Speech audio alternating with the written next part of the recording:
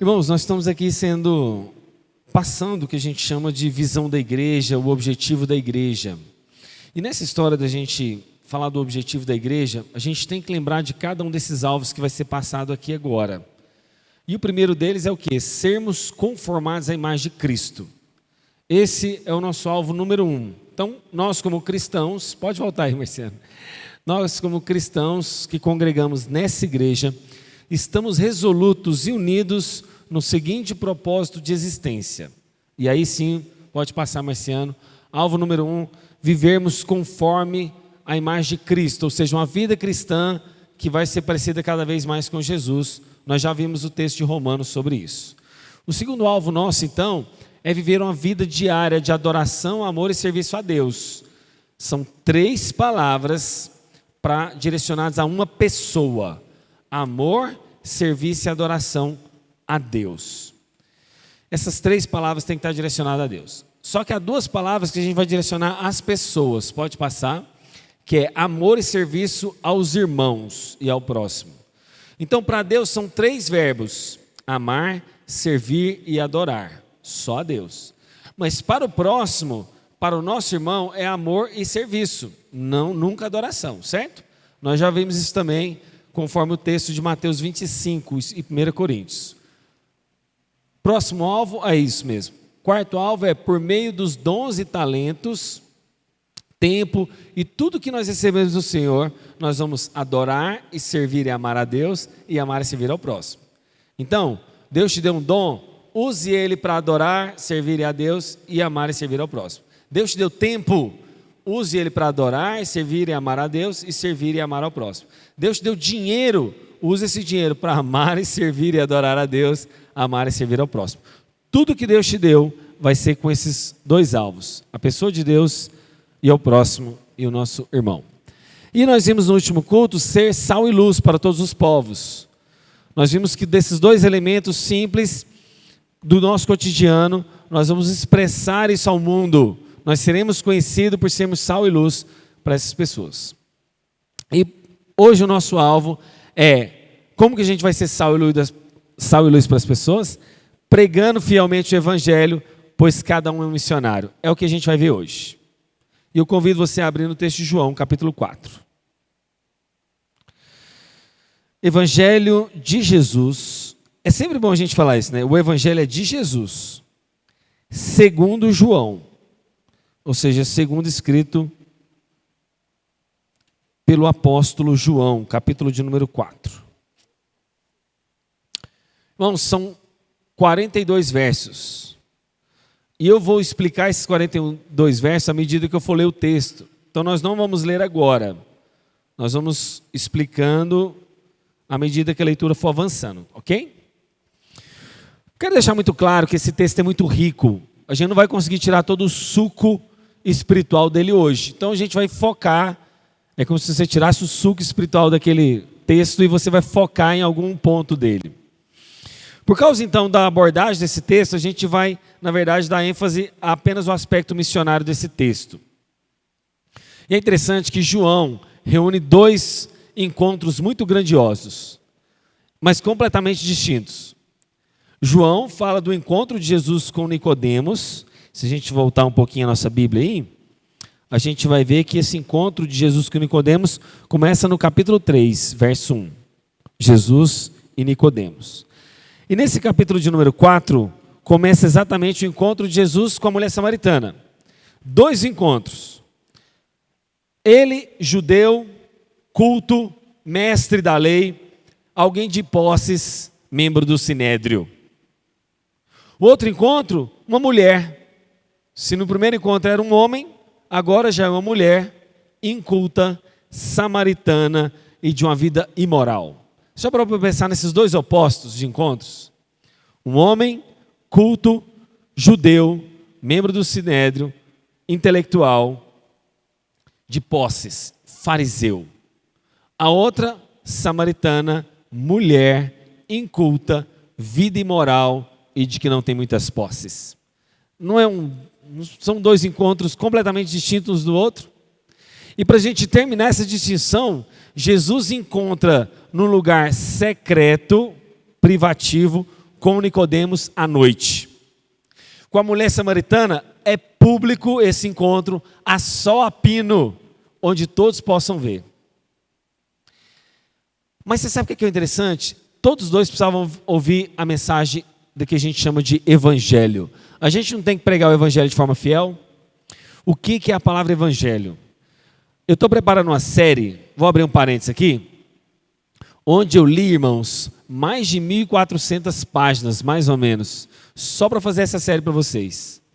Mais de 1.400 páginas de leitura para fazer uma série chamada Evangelho Puro e Simples.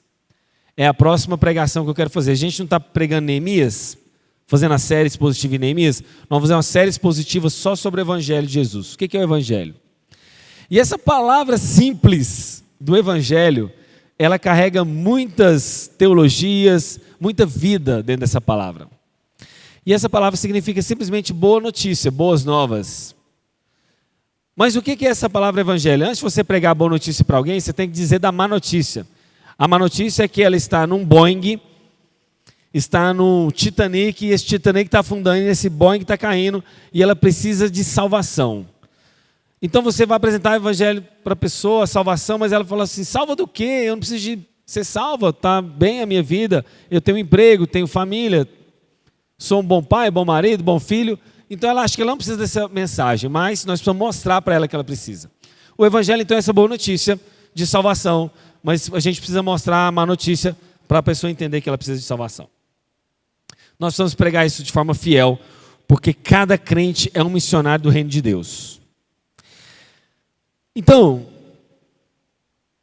a gente não tem que pregar o evangelho só para rico, a gente não tem que pregar o evangelho só para pobre, a gente precisa pregar o evangelho para todos. Ricos e pobres precisam do evangelho.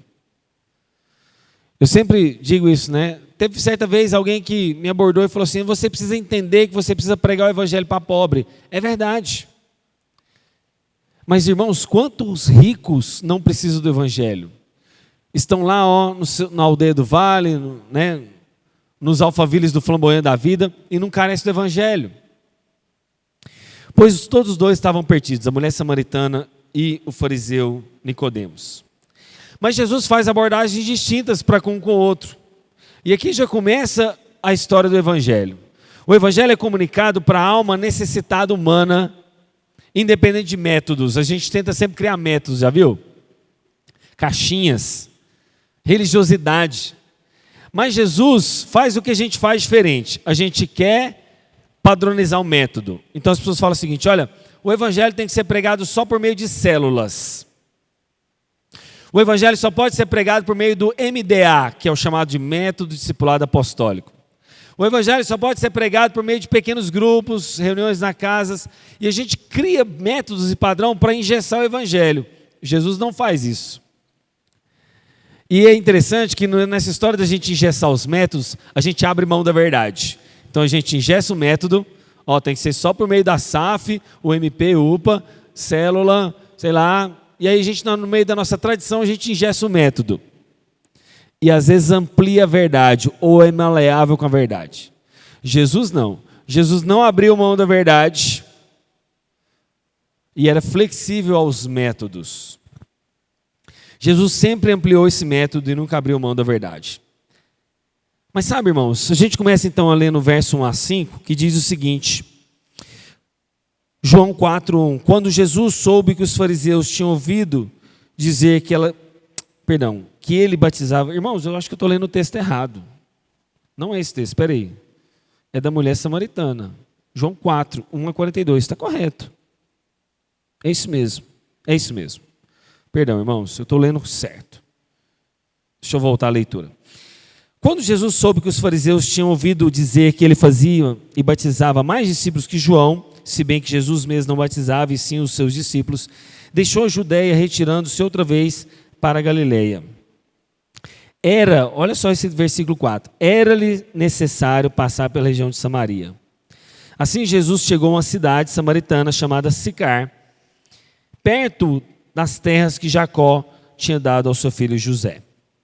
Irmãos, o contexto aqui que é interessante a gente notar é que a Judéia é uma região da Palestina ligada a Jerusalém. Então, Judéia é uma região. Por por causa dessa razão, os fariseus tinham um interesse muito especial na Judéia, por causa da proximidade com Jerusalém. Então eles estavam interessados naquela região. E os fariseus já tinham combatido João Batista, já estavam confrontando João Batista. A gente vê, por exemplo, em Mateus 3, 7 a 10. E agora os fariseus também estavam confrontando Jesus.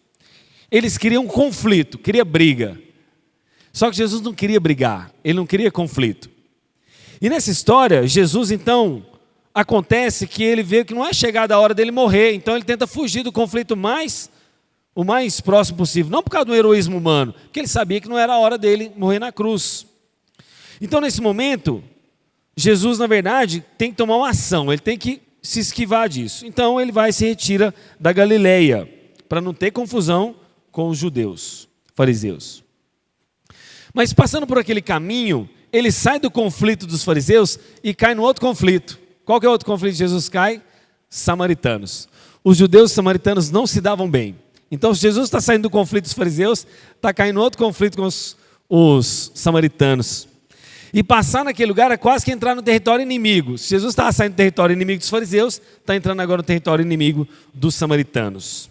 Mas por que eles tinham essa rixa? Por que fariseu tinha uma rixa tão grande com os samaritanos? Por causa de uma questão étnica/religiosa. É interessante que os samaritanos também criam no Pentateuco, não só os judeus. Só que eles misturaram as etnias. Havia uma mistura de assírios e israelitas, e essa mistura não agradava os judeus, porque o povo assírio era inimigo dos judeus. E porque os samaritanos se misturaram com os assírios, então virou meio judeu, meio assírios, eles tinham uma revolta com os samaritanos. E o verso 4 mostra uma expressão interessante: era necessário passar por ali. Esse era necessário não quer dizer uma questão geográfica. Jesus poderia ter dado a volta. Os discípulos tinham falado: Jesus, mas a gente vai passar por esse caminho, vamos dar a volta aqui, o caminho é mais longo, mas a gente não passa nessa terra desses samaritanos. Só que o era necessário aqui é uma providência de Deus, é uma necessidade do Senhor. O era necessário aqui é um plano, uma agenda estabelecida nos céus por Deus. E aí começa exatamente aquela nossa história, irmãos. Quantos de nós fazemos as nossas agendas humanas, mas a gente esquece da agenda de Deus? O era necessário aqui tem a ver exatamente com um plano maior do Senhor, uma necessidade de acordo com o Senhor. Então Jesus é necessário então passar por aquele lugar por causa da necessidade celestial, da rota samaritana, uma necessidade muito mais espiritual, da vontade e do propósito de Deus, do que necessariamente geograficamente falando. E é interessante que Jesus permanece ali um certo tempo, a gente vê isso no verso 40, e que ele cumpre o plano do Pai. A ideia de passar por Samaria não era geográfica e nem temporal. Jesus não estava com pressa ou queria cortar caminho, mas o fato é que ele motiva a passar por Samaria por um cumprimento desse propósito de Deus. Isso então aponta que a salvação não é iniciativa minha nem sua.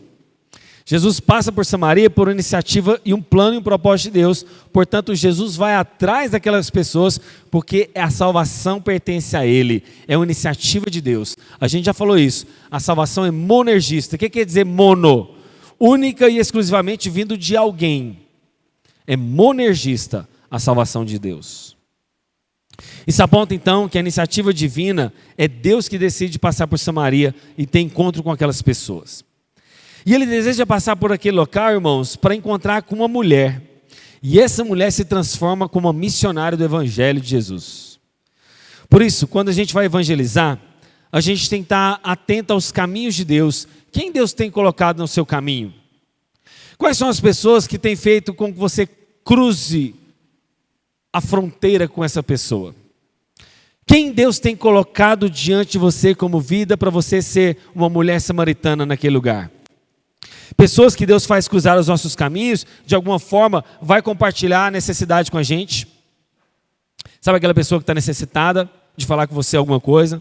Aquela pessoa que está carente de um diálogo, de um aconselhamento? Pois é, Deus coloca essas pessoas não por acaso em nossa vida. Mas o verso 6 avança e diz o seguinte: ali ficava o poço de Jacó. Cansado da viagem, Jesus assentou-se junto ao poço, era por volta do meio-dia. Nisso veio uma mulher samaritana tirar água. Jesus lhe disse: dê-me um pouco dessa água. pois os seus discípulos tinham ido à cidade comprar alimentos. Então, a mulher samaritana perguntou a Jesus: como, sendo o Senhor um judeu, pede água a mim, que sou mulher samaritana? Ela disse isso porque os judeus não se dão com os samaritanos. Jesus respondeu: se você conhecesse o dom de Deus e quem lhe está pedindo água para beber, você pediria, ele lhe daria água viva. Ao que a mulher respondeu: o Senhor não tem balde, o poço é fundo, de onde vai conseguir essa água viva? Por acaso o Senhor é maior que Jacó, o nosso pai, que nos deu o poço, do qual ele mesmo bebeu, assim como seus filhos e o seu gado? Jesus respondeu: quem beber dessa água voltará a ter sede, mas aquele que beber da água que eu lhe der nunca mais terá sede. Pelo contrário, a água que eu lhe der será dele uma fonte a jorrar para a vida eterna. Até aqui o texto da palavra de Deus. Irmãos, nessa parte Jesus mostra que ele é Deus. Mostra que ele não é alguém comum. Ele é o Deus encarnado, que ele é uma fonte da própria água viva que jorra para a vida eterna. E a visita de Jesus não é para dar valor a essa ideia do passado, do poço, de Jacó, que ele era o pai deles, nada disso. O que atrai Jesus àquela cisterna não é a história do poço, a herança que foi deixada por Jacó há muitos anos atrás. O que atrai e leva Jesus àquele poço é aquela mulher. O que na verdade leva Jesus para aquele poço não é a sede terrena, mas a sede que ele queria produzir naquela mulher para uma água que jorraria para a fonte eterna. Não é uma cisterna, irmãos, comum de que recolhe águas de chuva, não é um olho d'água que foi encontrado numa escavação do passado. Esse poço de Jacó, do qual na verdade até hoje existe lá, na cidade de Ascar, essa cidade de Sicar, do qual Jesus está aqui agora, um território samaritano, existe até hoje nessa cidade chamada Ascar. O que atrai ali Jesus é a pregação do Evangelho. A pregação do Evangelho, do qual João enfatiza muito além da natureza humana de Jesus, porque ali é uma soma de natureza humana. Jesus está com sede, Jesus quer parar um pouquinho, quer descansar, mas também a sua natureza divina. A gente nunca pode esquecer dessas duas naturezas. Por exemplo, quando Jesus pede assim: Pai, afasta de mim esse cálice, natureza humana de Jesus. A gente não pode pegar o texto bíblico e ficar falando assim: olha, Jesus agora está na sua natureza humana, agora Jesus está na sua natureza divina. Não, agora ele está na natureza humana, agora na divina. Não. Jesus e as suas duas naturezas são inseparáveis, humana e divina. E aqui ele manifesta as duas, cansado, fadigado, precisando de água, mas também sedento por passar aquela água viva para aquela mulher. Isso nos chama atenção, irmãos, porque ninguém costuma buscar água na hora mais quente do dia. Vamos supor que você está lá no deserto da Judeia. Você está na cidade de Sicar. Você é um samaritano. Você sairia daquele poço ao meio-dia para buscar água, irmãos? O texto está dizendo que a mulher tirou água por volta do meio-dia. Ninguém sai a sol a pino. Você vai buscar água o quê? De manhãzinha, quando o sol ainda está fresco, está frio, né? Ou no final da tarde. Não faz sentido você ir buscar água ao meio-dia. E por que então essa mulher buscaria água por volta do meio-dia? Por causa do histórico dela. Essa mulher, nós vamos ver mais para frente, que ela foi uma mulher que se envolveu com muitos homens. Tentou casamentos que não deu certo. Ela tentou se envolver com muitos maridos. Então, provavelmente, isso aqui é uma conjectura, tá, irmãos? O texto não afirma isso, mas é muito perto disso que a gente está falando. Aquela mulher buscava água na hora que ninguém estava lá. Na hora que ninguém estava perto. Na hora que ninguém ia comentar da vida dela cochichando. Ó, essa daí é a fulana que envolveu com tantos maridos. Agora ela está com um homem que nem é marido, ela nem está casada, está juntado com ele. Então, muito provável que essa mulher vai ao meio-dia, porque todos rejeitam a sua vida e sabem do seu histórico. Ninguém quer encontrar com ela e ela também não quer encontrar com ninguém. Mas imagine essa mulher buscando água. Essa mulher está ao meio-dia e o poço ficava um pouco mais acima, assim, né, da cidade, estava mais no alto. E de longe ela vê alguém sentada lá no poço. É Jesus, ela não sabe que é Jesus. Imagina ela saindo de casa, indo na estrada, olhando para uma pessoa e fala assim: nossa, eu saio meio-dia do poço exatamente para não encontrar ninguém e tem alguém lá. O que eu faço? Volto para casa, pego água mais tarde, espero ele sair de lá. Mas sabe o que é interessante? Essa mulher vai, mesmo ao longe, vendo alguém lá no poço. Por quê, irmãos? Deus impeliu o coração dela para ir lá. Essa mulher teme encontrar-se com outras pessoas, mas ela sabe que vai matar uma sede natural dela, mas Deus quer ter um encontro com ela para matar uma sede muito maior do que uma sede natural. Deus quer impelir o coração dela, quer direcionar o coração dela para matar uma sede de coisas eternas. E ela vive então uma vida que parece, irmãos, que tudo é no secreto. Ela não quer que a vida dela seja exposta. Não parece que a nossa sociedade hoje? A nossa sociedade hoje quer todo mundo no secreto. Cada um no seu cantinho, cada um na sua casa. Não me incomode. Pastor, não me incomode. Agente da dengue aí, não me incomode. Carteiro, não me incomode. Testemunhas de Jeová, não me incomode. As pessoas querem viver secretamente, cada um na sua casa, cada um no seu mundo, e está cada vez maior. E aqui eu abro um parênteses, para mim esse é um dos sinais de esfriamento de amor. No nosso meio, inclusive, cristão. A gente fala de marca da besta, fala de chip na testa, na palma da mão, mas a gente esquece que, na verdade, um grande sinal é o esfriamento do amor de muitos. A Bíblia não fala que o amor de todos se esfriariam, mas de muitos. E eu espero que nós estejamos entre os poucos que o nosso amor não vai esfriar. Mas essa mulher é um retrato do mundo atual com crises. Essa mulher tem crise na área espiritual porque ela está diante do próprio Deus encarnado, mas não reconhece. Essa mulher tem uma crise de adoração porque ela fala de adorar a Deus no monte ou em Jerusalém, e ela faz uma confusão entre que o lugar que deveria ser adorado, então a crise dela é espiritual. Ela não sabe onde deve adorar a Deus.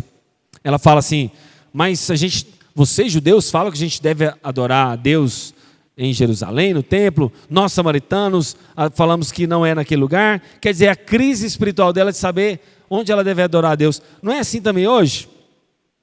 As pessoas falam de uma crise, que na verdade é adoração, porque acha que se eu não der o dízimo, Deus vai me punir. Se eu não fizer tal sacrifício financeiro, Deus não vai me abençoar. As pessoas estão com crises de adoração, ou se ouve o profeta falando de tal. Irmãos, eu vi na internet, não sei se vocês sabem daquele profeta, ele se diz profeta que anda de carros bem chique mesmo. Ele fez cirurgias plásticas, se eu não me engano, é um cara bem fortão, usa óculos escuros, e ele fala, eu sou o maior profeta do Brasil, um dos maiores profetas do Brasil, porque eu tenho resultados. Onde eu falo, as coisas acontecem, e contra fatos não há argumentos. Então as pessoas estão com crise de adoração, porque elas vão nessas pessoas, vai num David Leonardo da vida e quer achar a resposta tudo ali na pessoa do David Leonardo. Ou vai no profeta falando de tal, que ela consulta, que ela pesquisa, que é do bairro dela. As pessoas estão com crise de adoração. Mas a crise dessa mulher não é só espiritual, a crise dessa mulher também é social. Ela não quer proximidade com as pessoas. O pecado fez com que ela vivesse enclausurada. E as pessoas, quantos pecados de pornografia não faz as pessoas se enclausurar, jovens? Não quer sair, não quer relacionar com outros jovens, não quer sair porque quer viver enfurnado lá nos pecadinhos deles. Irmãos, pessoas dentro de casa, no mundo digital, enclausurada no seu mundinho particular. Mas ela também tem uma crise moral. A crise dela é espiritual, a crise dela é social, mas é também moral. Ela depositou tanta expectativa nos casamentos dela, ela achou que o casamento dela supria tanto ela, que ela agora está no 6º relacionamento. E nos 5 maridos que ela passou, achou que ia suprir a vida dela, achou que ia fazer ela feliz, mas ela não foi. A expectativa dela de ter um homem, de ter um homem forte, um homem que suprisse a vida dela, não supriu a expectativa. Ela era vazia. Quantas pessoas você não vai encontrar assim? Crise espiritual. Não, todos os caminhos levam a Deus. Qualquer lugar que você for, você vai encontrar Jesus, vai encontrar Deus. Crise social, depressão, angústia, prisão ali na casa dela, pecado que ela está ali enfurnada naqueles pecadinhos do mundo dela, crises. Mas crises também morais. Irmãos, eu fico imaginando essa mulher indo no poço, enfrentando cada uma dessas crises para evitar aquele homem que até então ela não sabia quando chegou lá. Mas Jesus mostra uma simpatia. Jesus não criou barreiras. Jesus não criou muros. Jesus estabeleceu pontes. E qual que é o ponte qual que foi a ponte que Jesus estabeleceu? Água. Algo comum. Jesus pede um favor. Ele é Deus. Jesus poderia fazer a água subir do poço, levitando aquela água. Jesus poderia fazer com que aquela água saísse do poço de forma poderosa, impondo a mão sobre o poço e a água jorrasse para fora. Jesus poderia usar um milagre, mas ele não fez. Ele não fez porque ele estabeleceu um ponto de contato com aquela mulher, respondendo aquela mulher com mansidão, com muita calma, com muito amor, pedindo um simples favor para ela. E como Deus, ele sabia como era ela. Jesus sabia como Deus, a alma daquela mulher estava na palma das mãos de Jesus. Ele já tinha o raio-x da alma dela. Mesmo assim, ele conversa com ela com calma. Jesus não chega assim, olha, eu sou Deus, eu sei quem você é, sei do seu passado, sei que você tem crises morais, sei que você está evitando as pessoas. Jesus poderia chegar assim. Imagine se você é Jesus. E você sabe do pensamento de cada um aqui nesse lugar, do coração de cada um. E na hora de aconselhar você fala assim, fulano, eu sei exatamente como você é. Beltrano, eu sei que você está passando isso, isso, isso. E expõe a vida da pessoa. Jesus não faz isso. E ele começa com estratégia mostrando coisas comuns como a água, mantendo o mesmo método de evangelização para todo mundo. Ele poderia ter feito um milagre, mas não faz. Isso mostra, irmãos, que ter conhecimento teológico das coisas não necessariamente faz a gente ser sábio. Já viu que tem crente chato? Ele quer destrinchar, né? Fazer um destrinchamento para você da teologia reformada já de cara. Ele quer fazer com que você saiba tudo sobre a vida da fé cristã, já destrinchando o catecismo de fé de Westminster. Mas a gente tem que ter sabedoria para lidar com todo tipo de pessoa. E sabedoria é o que você vai precisar ter diante de Deus. Sabedoria você vai precisar ter para saber como abordar cada pessoa que Deus vai colocar no seu caminho. Como que você vai desenrolar uma conversa? Eu fico vendo, ontem a gente fez um evangelismo aqui na igreja, saímos aí nas ruas. E tem hora que você só tem que entregar um folheto mesmo para a pessoa. Eu não sou muito a favor de folheto, tá, irmãos? Eu acho que hoje existem muitos outros métodos eficazes de evangelizar. Vou te dar um exemplo. Você está num ponto de ônibus aqui em Goiânia, ou na rodoviária, ou no aeroporto. Você não vai ter muito tempo com aquela pessoa. Você está vendo ela ali a primeira vez e vai ser a última, provavelmente. Então você tem que ter uma abordagem rápida. Não vai dar para você contar a sua vida, não vai dar para você ter tempo. Naquela hora você tem que ser uma abordagem evangelística pontual, certeira e rápida. Não vai ter tempo com aquela pessoa. Mas o seu vizinho, o seu parente, o seu amigo de trabalho, de faculdade, você tem mais tempo. Então você vai fazer uma abordagem com mais calma. Você vai fazer uma abordagem mais demorada. Você vai fazer uma abordagem com aquela pessoa explicando o evangelho mais tempo, mais esmiuçada, e inclusive com o seu testemunho de vida. Sabe por que tem muita gente que não vem para a igreja hoje? Porque ela nunca leu a Bíblia, mas ela leu a sua vida. E muita gente não vem para a igreja por causa de duas coisas. Porque a gente não prega o evangelho e porque a gente não dá mau testemunho. A gente precisa dos dois, irmãos. Nós precisamos dar um bom testemunho e uma boa pregação do evangelho. Uma coisa não vai anular a outra. São Francisco de Assis falava uma frase interessante, que ele falava o seguinte, olha, pregue o evangelho, se possível, use palavras. Isso é uma meia verdade. Nós temos que pregar o evangelho com a nossa atitude, o nosso caráter, a nossa forma de agir, é verdade, mas também com palavras. Porque se a gente pregasse o evangelho só com atitude, Jesus não precisava pregar o evangelho. Ele descia do céu, ficava mudo, enclausurado lá no cantinho dele, morria numa cruz, salvava a gente, pronto. Mas Jesus prega o evangelho das duas maneiras, conduta e palavras. Fé, conduta. Prática e vida. Palavras e ação. As duas coisas você tem que pregar o evangelho. E quando a gente estava distribuindo os folhetos ontem, a gente tinha que ter sabedoria. Tinha gente que não queria ouvir a gente. Chegava assim, eu sou da igreja fulano de tal. Gente, um cara num bar ali, faltou virar a cara para mim. Ele simplesmente olhou para o chão, não quis mais falar comigo. Eu só deixei o folhetinho com ele. Já uma senhorinha que a gente encontrou ali, eu conversei com ela bastante.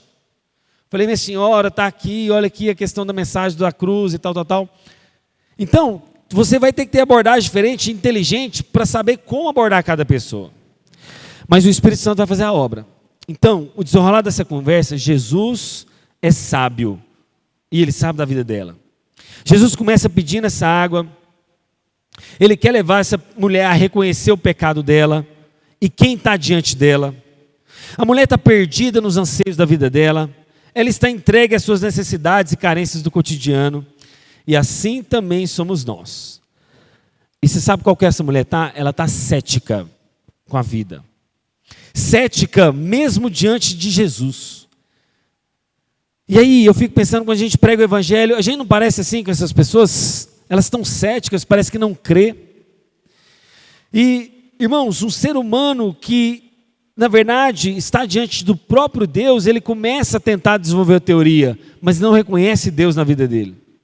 Por isso, ao pregarmos o evangelho, a gente precisa enxergar essa má notícia primeiro. Olha, você precisa de Jesus por causa disso, disso e daquilo. E Jesus vai quebrando todas essas barreiras, a barreira étnica. Jesus é um judeu, ela é uma samaritana. Jesus quebra a barreira moral. Jesus é santo e está diante de uma pecadora. Jesus quebra a barreira social porque ele é um homem judeu e está diante de uma mulher samaritana e vai falar com ela. Jesus vai quebrando todas as barreiras. Irmãos, a gente tem que ser assim. Eu, particularmente, tenho muita dificuldade de lidar com pessoas, por exemplo, do centro de Goiânia, que usam aquelas roupas mais escuras, tipo emo, né? Tipo o pessoal que usa dreads. Eu tenho uma barreira, mas eu não posso ter essa barreira. Você não pode ter essa barreira. A gente não pode ter barreira com moradores de rua, pessoal que cata as reciclagens. A gente não pode ter barreira com ninguém. Você não pode ter barreira com os ricos. Ele chegou num carrão, não vou me lidar com ele. A gente não pode ter barreira com pessoas que são abastardas e falam assim, não, ele é rico, ele não vai me ouvir, eu não vou chegar nele. Irmãos, nós que estamos aqui somos geralmente da classe média. Então a gente gosta de lidar com o pessoal da classe média. Parece que pobres demais ou ricos demais nos afasta de pregar o evangelho para essas pessoas. E eu vejo que o pessoal que também, eu lido, irmãos, com todo tipo de pessoa. Mais ou menos como Neemias. Eu já lidei, não hoje, né, mas já lidei com pessoas muito importantes. Na época eu trabalhava na Barragem João Leite, pessoal do Estado, pessoal da nata assim, da sociedade. Mas você acredita que com o peão de obra que eu tinha que lidar com ele também sobre segurança do trabalho, eu lidava? E na igreja, Deus me deu essa sabedoria de lidar com todo tipo de pessoa. A gente não vai pregar o evangelho só para os pobres, só para a classe média que a gente gosta, ou só para os ricos. É para todos, o evangelho é para todos. E Deus, através de Jesus, foi quebrando cada um dessas barreiras. E é o que a gente precisa fazer. Mas o verso 16 diz o seguinte: Jesus disse, vá, chame o seu marido, volte aqui. Ao que a mulher respondeu, não tenho marido. Então disse Jesus, você tem razão ao dizer que não tem marido. Porque já teve 5 e este que agora você tem não é o seu marido. O que você diz é verdade. A mulher então disse, agora eu sei que o Senhor é um profeta. Nossos pais adoravam neste monte, mas vocês dizem que em Jerusalém é o lugar que se deve se adorar. Lembra que ela estava com a crise espiritual do lugar de adoração? Jesus respondeu, mulher, acredite no que eu digo, vem a hora que nem neste monte, nem em Jerusalém vocês adorarão o Pai. Vocês adoram o que não conhecem, nós adoramos o que conhecemos, porque a salvação vem dos judeus. Mas vem a hora, e já chegou a hora, em que os verdadeiros adoradores adorarão o Pai em espírito e em verdade. Porque são estes que o Pai procura para os seus adoradores. Deus é espírito, e é necessário que seus adoradores o adorem em espírito e verdade. A mulher respondeu, eu sei que virá o Messias, chamado Cristo. Quando ele vier, nos anunciará todas estas coisas. Irmãos, olha o conhecimento dessa mulher depois. A frase dela, não tenho marido, mostra a miséria que ela estava. O conhecimento do ser humano, irmãos, mostra na verdade apenas uma parte, mas Jesus vê o todo. Jesus sabia da alma daquela mulher. Ela procurava marido no aconchego e no amor, mas na verdade a sede da vida dela era por algo infinitamente maior. Jesus então nota que aquela mulher começa a querer compreender a mensagem de Jesus, mostrando a miséria, as profundezas, que só um verdadeiro coração se encontra em Cristo Jesus. Então Jesus apresenta a necessidade da alma dela, de que nada pode satisfazer a vida dela. Irmãos, cada pessoa que a gente for evangelizar, porque todos nós somos missionários, tem uma sede de alguma coisa. E essa pessoa que tem sede de alguma coisa está perdido. Essas pessoas querem matar a sede, como aquela história de beber água do mar, né? Você não pode beber água do mar, porque se você beber aquela água do mar, ela vai te matar, ela vai te secar. Por isso que quando cada um de nós é um missionário, a gente não tem que pensar em trazer as pessoas para a igreja, somente isso. A gente tem que pensar em pregar essa mensagem que vai mudar a vida dela. Vir para a igreja vai ser uma consequência. Quando você for evangelizar alguém, você fala assim: pastor, eu estou evangelizando alguém, mas a pessoa não quer vir para a igreja. Não é assim. O primeiro passo não é trazer para a igreja. Como eu falei para vocês, tem a sua importância. Eles podem ouvir a mensagem aqui, pode ser transformado. O folheto que a gente entregou ontem no Urias Magalhães pode ter o seu efeito, mas não é a forma mais eficaz. A gente deixou muito folheto em caixa de correio, mas não quer dizer que você está evangelizando necessariamente. Evangelizar é mostrar o quanto as pessoas têm sede, o quanto as pessoas estão perdidas, e você mostrar o Jesus. Mas por isso que cada um de nós é um missionário. E ninguém muda ninguém, irmãos. Só Jesus pode mudar a vida de alguém. Portanto, o meu papel e o seu papel é pregar. Se Deus vai efetuar aquilo no coração, a obra é do Espírito Santo. E eu quero encerrar, irmãos, caminhar já para o encerramento, mostrando aqui nesses versos de 20 a 26, sobre essa crise de adoração da mulher, onde ela responde o seguinte, a partir do verso 25, né? Eu sei que virá o Messias chamado Cristo, e quando ele vier, nos anunciará todas as coisas. Então Jesus disse: eu sou o Messias, eu que estou falando com você. Irmão, se você notar, do capítulo 1 de João até agora, Jesus não havia dito ainda claramente que ele era o Cristo. Hora nenhuma ele havia se revelado para alguém. Aqui é a primeira vez. E aqui, meus irmãos, apesar daquela mulher e o samaritano saber do Pentateuco, da existência do Pentateuco, eles estavam separados do Deus vivo. Já parou para pensar nisso? Tanto isso é sério. Conhecia o Pentateuco, mas não conhecia o Deus vivo. Então o verdadeiro problema daquela vida inteira daquela mulher é que a religiosidade dela não matou a sede da alma dela. Sabe o que eu tenho medo? Eu tenho medo da gente estar vivendo a religiosidade aqui hoje, nesse domingo de manhã. E de certa maneira você se cansar de Jesus. Mas aqueles que tiveram um encontro verdadeiro com Jesus nunca vão se cansar dele. A igreja pode estar vazia. A igreja pode parecer chata, pode parecer ritual, mas se você teve um encontro verdadeiro com Jesus, você nunca vai se cansar dele. Por isso a gente não precisa, irmãos, estar fazendo malabarismo aqui durante o culto. Por isso a gente não precisa ter show de luzes, uma banda topíssima, especial. Por quê? Porque nós tivemos um encontro com Jesus. E esse encontro verdadeiro te marcou tanto, que festa nenhuma no mundo te atrai mais. Carro nenhum, viagem para Dubai nenhuma, marido rico nenhum, mulher rica nenhuma, mulher linda e maravilhosa nenhuma, vai te tirar dos caminhos de Deus, porque o seu encontro real com Cristo não deixa. A gente luta para fazer isso com as crianças, luta para fazer o melhor para os jovens, luta para fazer, mas irmãos, não é isso que vai segurar ninguém na igreja. O que vai segurar cada um de nós na igreja é esse encontro real com Deus vivo. Não religiosidade, mas aquela mulher estava vivendo uma religiosidade. Então, irmãos, o que basta para nós? Uma adoração genuína e verdadeira. Um Deus que a gente conhece de verdade. Porque práticas legalistas, humanistas, farisaicas, vai fazer a igreja virar chata. Vai virar a igreja virar coisa enfadonha. Você vai se cansar uma hora ou outra. Pode ser agora, pode ser daqui a um ano, eu não sei. Mas se você não teve encontro real com Deus, uma hora ou outra você vai espirrar da igreja. Inevitavelmente. Porque o objeto da sua adoração talvez é impessoal. Talvez você tenha pouca compreensão ou encontro real com Deus que essa mulher precisava. Então essa adoração genuína é que nos vai trazer para Deus. Sabe, irmãos, não basta a religiosidade como aquela mulher vivia. É preciso uma realidade espiritual. E aquela mulher, como os fariseus, estavam presos num tipo de sistema religioso. Mas Jesus, irmãos, ele veio exatamente para trazer essa vida. E aí do verso 27 em diante diz: naquele momento chegaram os discípulos de Jesus, e se admiraram de vê-lo falando com a mulher. Mas nenhum deles perguntou: o que o Senhor está querendo?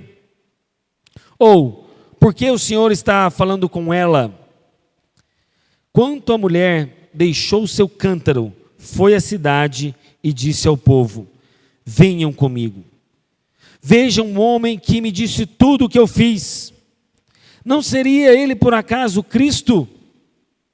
Então saíram da cidade e foram até onde Jesus estava. Irmãos, aquela mulher, ela subiu como uma ímpia, subiu como uma incrédula, mas ela desceu como uma missionária. Ela sobe para o poço perdida, ela sobe para o poço incrédula, ela sobe para o poço como uma cética. Mas aqui está, irmãos, o primeiro fundamento na missão de todo crente. O seu encontro com Cristo te faz um missionário. O seu encontro com Cristo faz com que você desça com fome e com sede de anunciar esse evangelho. É interessante que mesmo Jesus fazendo a declaração de que ele era Deus, ela parecia que não estava crendo. É como se talvez fosse uma mistura de medo, espanto, incredulidade. Eu não sei como é que estava o coração dela, mas ela desce como missionária, talvez com esperança, com expectativa, com uma crença diferente. Ela desce, irmãos, como na verdade uma missionária testemunhando. Agora, sabe o que me encabula? Duas coisas aqui no texto. A primeira é que na cultura antiga, o testemunho de uma mulher não era considerado. Sabia disso? Se uma mulher testemunhasse que um homem tinha matado outra pessoa, o testemunho daquela mulher era invalidado, porque no mundo antigo os homens não levavam a palavra da mulher a sério. Então ela não valia como testemunha. Mas ela desce como, irmãos? Como uma testemunha. Ela desce exatamente testemunhando. Eu vou mandar para o WhatsApp de vocês amanhã um texto que eu já estou meditando, no particular de cada um de vocês. E eu vou mostrar o quanto é necessário a gente ser testemunho de Cristo. Mas ninguém dava valor no testemunho da mulher. Mas sabe o que é pior? Além de não dar testemunho, as pessoas não valorizavam o testemunho da mulher, olha o que ela falou, verso 29. Venham comigo e vejam um homem que me disse tudo que eu já fiz. Irmãos, quando aquela mulher desce como testemunha, e ela fala assim, olha, venham ver, eu encontrei um homem.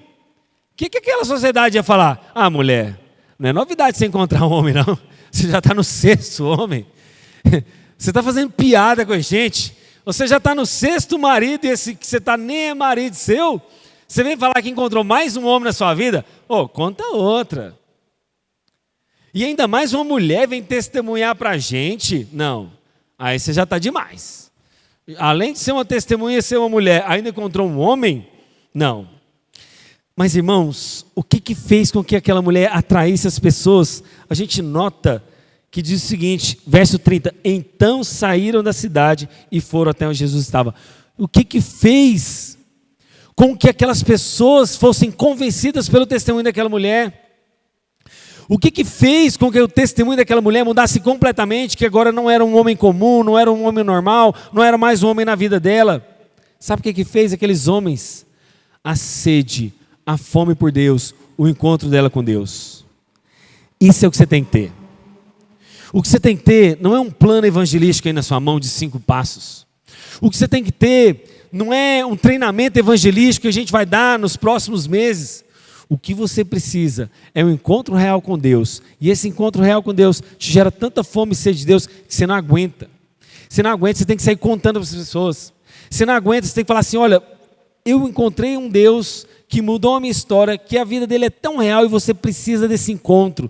Essa fome, essa sede de Deus tem que ser tamanha na sua vida que isso vai produzir fome e sede em outras pessoas. Isso é o que você precisa. Você não precisa de treinamento evangelístico. Você não precisa saber a Bíblia de cor. Você não precisa de seminário. O que você precisa é disso. E ela então não está importando o que a cultura diz da época. Ela testifica exatamente da mesma maneira como Filipe encontrou um dos discípulos. No João 1,46 fala assim, vem e vê. Ela não faz um longo discurso, você nota isso? Ela não pregou para as pessoas, ela não fez uma grande pregação, uma teologia. Não. Ela simplesmente, irmãos, dá o seu testemunho pessoal de vida. Ela falou: venham ver esse homem. Ela relata esse ardor. Ela relata esse encontro. Então agora ela é uma missionária e quer espalhar essa boa notícia. A mulher então vê que o diálogo chegou ao fim. Mas ela não está triste. Ela é uma mulher que, na verdade, veio do poço com um jarro de água, cheio de necessidades terrenas, mas ela sai do poço cheia de suprimentos espirituais. Ela vai com o jarro de água, com o seu cântaro, e a Bíblia diz que ela larga o cântaro, nem quer saber mais da necessidade natural dela, de matar a sede física. Ela, na verdade, está com fome, com sede de Deus, e ela quer matar uma necessidade espiritual, que ela foi saciada, ela quer contar isso para outras pessoas. A conversa, apesar de terminar, na verdade, deu mais sede para ela, uma sede de uma nova vida. Uma vida que significava agora abandonar aquela velha vida, abandonar a religião sem significado. E agora ela tinha dentro de si uma fonte inesgotável de água para jorrar para a vida eterna. Então, irmãos, por isso que diz que então que cada crente que teve um encontro real com Cristo deve ser um missionário. Você é um missionário. Todo crente deve espalhar essa mensagem como alguém que teve um encontro tão real com Deus, que você fala assim: gente, eu não tenho mais nada do que fazer nessa vida a não ser pregar essa mensagem. E aí você vai pregar essa mensagem como médico, você vai pregar essa mensagem como enfermeiro, você vai pregar essa mensagem como alguém que vende balas num comércio, como alguém que vende água de coco na esquina, como alguém que é funcionário público, privado, eu não sei. Você vai executar essa mensagem dessa maneira. O seu emprego é só um meio. O seu emprego é só uma porta. Porque a ideia não é fazer uma lista de obrigações, mas na verdade mostrar o Deus que você teve. Por quê? Porque a gente pensa em evangelizar uma lista de obrigação. Ah, não vou para a igreja não, tenho que parar de beber, parar de fumar, parar de fazer não sei o que, isso. Evangelizar não é isso. Evangelizar é mostrar o seu encontro que você teve com Deus. Irmãos, eu quero caminhar aqui já para uma conclusão. Uma frase, se eu não me engano, do Hernandes Dias Lopes, ou do Ronaldo Lidório, um dos dois. Pessoas que eu admiro. E ele diz o seguinte: ou a igreja é uma agência missionária, ou a igreja é um campo missionário. Já parou para pensar nisso? Hoje eu estou aqui pregando para vocês João capítulo 4. Eu estou pregando para missionários, ou eu estou pregando para um campo missionário? Vocês são um campo missionário ou vocês são agentes da missão? Eu sinto que talvez o evangelho é pregado não é por falta de material e estratégia, é por falta de uma convicção pessoal nossa, de cada um. Por falta de um verdadeiro encontro com Deus. Por falta, na verdade, da gente ter uma convicção plena e real de fome e sede de Deus que nos faz levar essa mensagem durante a semana para que as pessoas sim estejam aqui no domingo. A gente não pode negligenciar essa fonte de água viva que você diz que experimentou. Porque, irmãos, nós sabemos que as pessoas lá fora estão buscando satisfazer a alma delas. Portanto, tenha fome e sede de Deus para fazer essa obra, porque a vontade de Deus é essa, que você seja um missionário. Amém? Vamos orar?